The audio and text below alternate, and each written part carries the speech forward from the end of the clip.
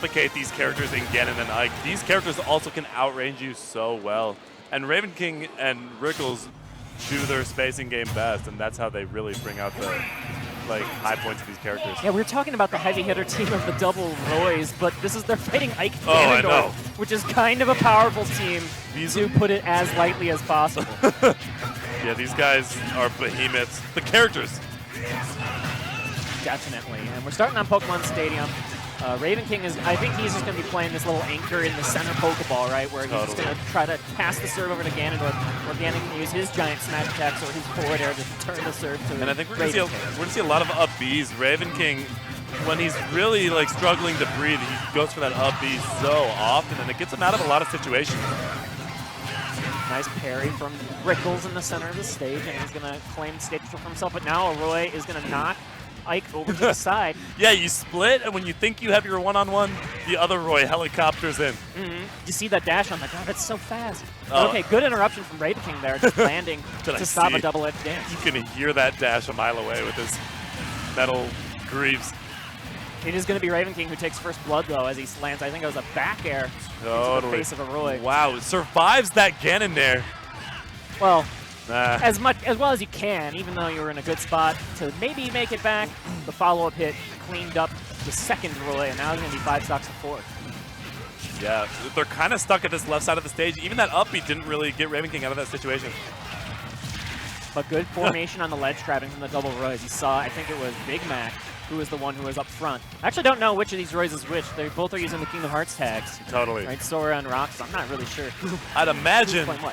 Big Mac is Sora. Okay, Big Mac is farthest left. Rox is closer to Ganondorf. The Kingdom Hearts fan. I'm an okay Kingdom Hearts fan. Yeah? I haven't played since 2, though. That DLC comes out on Tuesday? Thursday? I think. One or the other.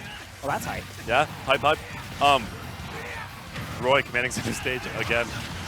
Well, until Ganondorf says it's fine with that big up smash. He's like, I might hit my teammate, but I'm going to hit you too. Oh my god. Big Mac got greedy with the strings and ended up hitting Earl along the way. A whole lot of craziness happening in that exchange with swords flying all over the place. But the end result is that Ganondorf is going to be your stock tank here, holding on to 98%. And look at Ike just using that big Aether, using the super armor to try and kind of wall out and stop a ledge trap on the Ganondorf on the right side. I like that use. Totally. Tried to find some sort of jump out of disadvantage when he back throws you. Roy and Crom are always looking for stuff like that, and I don't know what he was thinking. He was thinking go for the suicide because he was turned the wrong way and he didn't turn the up B around, which means Ike was dead in the water. He actually can't grab it reversed. So he had nowhere to go, and that means there's going to be a share. All or nothing. And yeah, now this is up to Ravenking. I think you'd rather have Ravenking. All respect to Rickles, of course, but Ganondorf in a 1v2 just does not sound terribly fun. And look at Ravenking go. He's going to try to get a double nair combo on both of them at the same time, it looks like, on that left platform. But the Roy's avoiding. Like, Ravenking's going to struggle with slow startup just as much as Ganon would, but he does have those disjoints to kind of combat this from a distance. And it looks like Ravenking he's spacing these nairs so well, actually around both players. Oh, he really needed that to kill. Oh my goodness. That didn't kill either. That back air is stale. And now using an invulnerable option right back here is Earl. Just kind of force the issue. If they let Ike get these short hops going, you see how disruptive it can be even when one of them is ready to clean up after their teammate gets hit. So they need to just throw these out as preemptive anti-airs. He's had the roll read twice and was a little late on that forward tilt, but that forward tilt. And Ike put in almost as much work as you can expect, right? That was really nice 1v2 gameplay from Ravenking, but it was kind of a matter of time until the nairs were solved by the double Roy, and that is the result that leads to a Game 1 victory for Team Unrivaled. And it was a close game for the most part, but you did see the Ravenking Rickles team kind of get an edge. And then once they got rid of Ganon, Ravenking had to take that stock. Things were looking really good for the Roys. Well, that's kind of Rickles' style, right? Is he kind of lives for the chaos. Right. When you're playing Ganondorf, you got to live for the chaos. You got to say, I'm going to put out these big swings and, maybe it might not work out. Maybe I might hit my teammate once or twice. And I think Rickles definitely took a stock in the middle there on the Ike.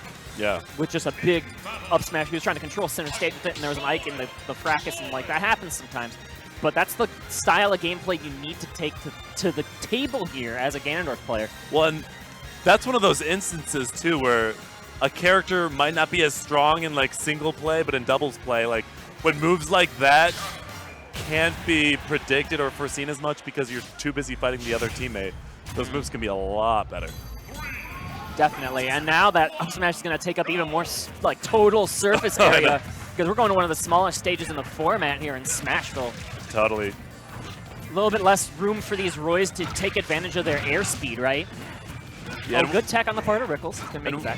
With such strong aerials and swords, these characters are both going to want to hold this platform the best they can, or under the platform rather. Nice little juggle starting off here, and oh, with a little bit of flair, finishing up with the F smash. I want to say that up tilt was an accident too, and it could have been a very destructive up smash from Ganon.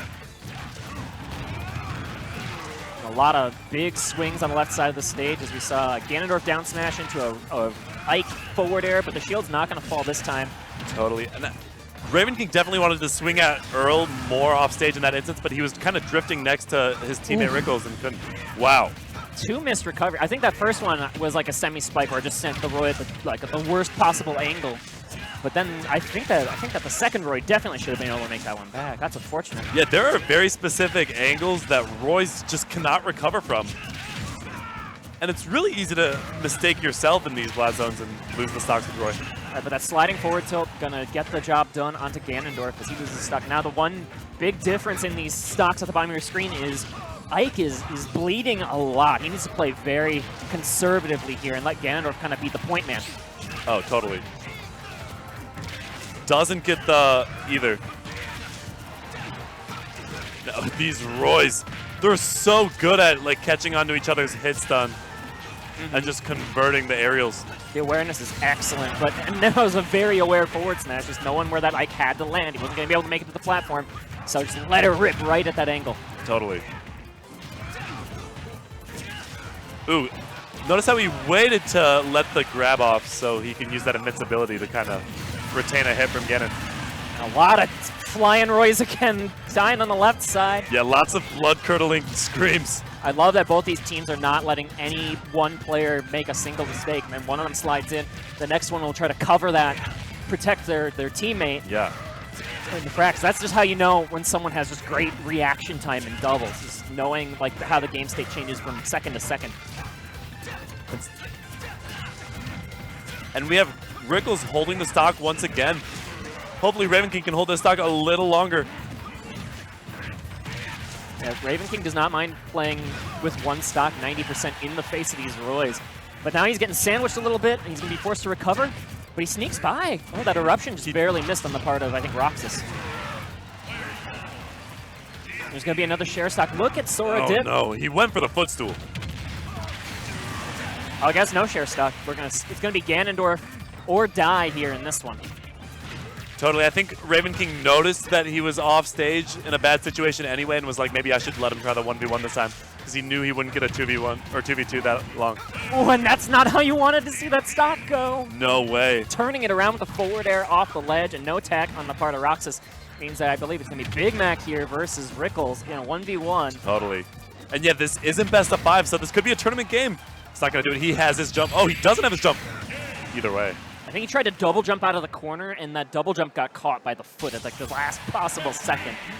And that's unfortunate for Big Mac, but Rickles is going to be clutch in the 1 versus 2 situation. The second nair for good measure. A little bit of a wake up. We do have a game 3. Whoever loses this will be eliminated from the doubles bracket. And I couldn't tell you this. I know that the team Unrivaled came from losers in the top 8. And they took a win, and then they made it to this spot before facing this team. And Rickles and Ravenking were knocked out just recently by Yeti and Comet. Yes. Yeah, that was the one team Ravenking was saying he was worried about.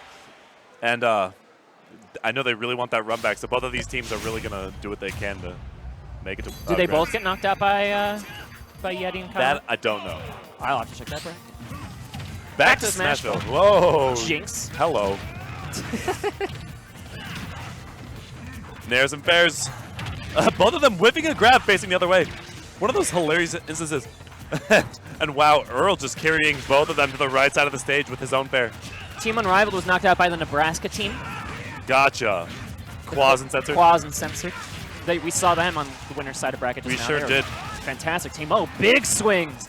That actually turned around a little bit poorly for Ike, but he does make it back out of that bad situation.